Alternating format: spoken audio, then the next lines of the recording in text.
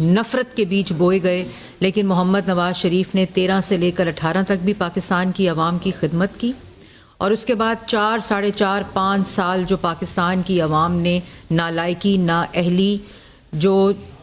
Transparency international के मुताबिक चोरी का बाज़ार गर्म था, और जो खमियाजा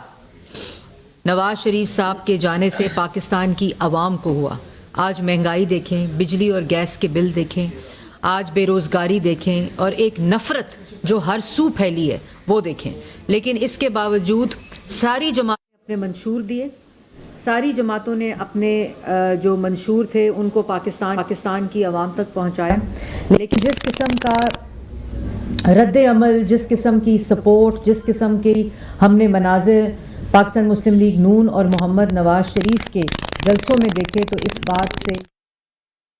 है कि मुस्लिम लीग नून और नवाज शरीफ, पाकिस्तान की आवाम ये जानती है कि जो वादा करते हैं, जो अहद करते हैं, ये मैनिफेस्टो जो आप लोगों के सामने कि पाकिस्तान की आवाम को सच्चे मंशूर से नवाज दो, ये खाली महज एक किताबचा नहीं है, ये एक कंपाइलेशन नहीं है, बल्कि एक एक पेज पे, एक एक लफ्ज़ पे वो अहदनामा है जो पाकिस्तान मुस्लिम लीग नून ने पाकिस्तान की आवाम से किया है और अहदाफ के साथ है।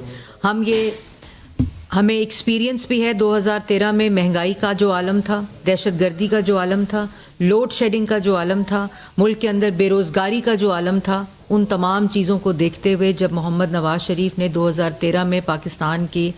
आवाम के वोट से गवर्नमेंट बनाई, तो उस वक़्त के जो हालात थे, और 2017 में जब उनको निकाला गया तो हालात बिल्कुल बरक्स थे। महंगाई 2.4%, 3.4% पर थी। मुल्क के अंदर सीपेक आ चुका था, एक डेवलपमेंट का सर्च था, मोटरवेज़ बनी, सड़कें बनी, मास ट्रांजिट बने, हस्पताल बने, स्कूल बने, दहशतगर्दी ख़त्म हुई, 14,000 मेगावाट बिजली बनकर 20-20 घंटे की लोड शेडिंग ख़त्म हुई। एक तरक्की, एक खुशहाली की तरफ पाकिस्तान, एक गुड फील फैक्टर जो था, उसके सेंटिमेंट के साथ पाकिस्तान की आवाम और पाकिस्तान आगे बढ़ रहा था।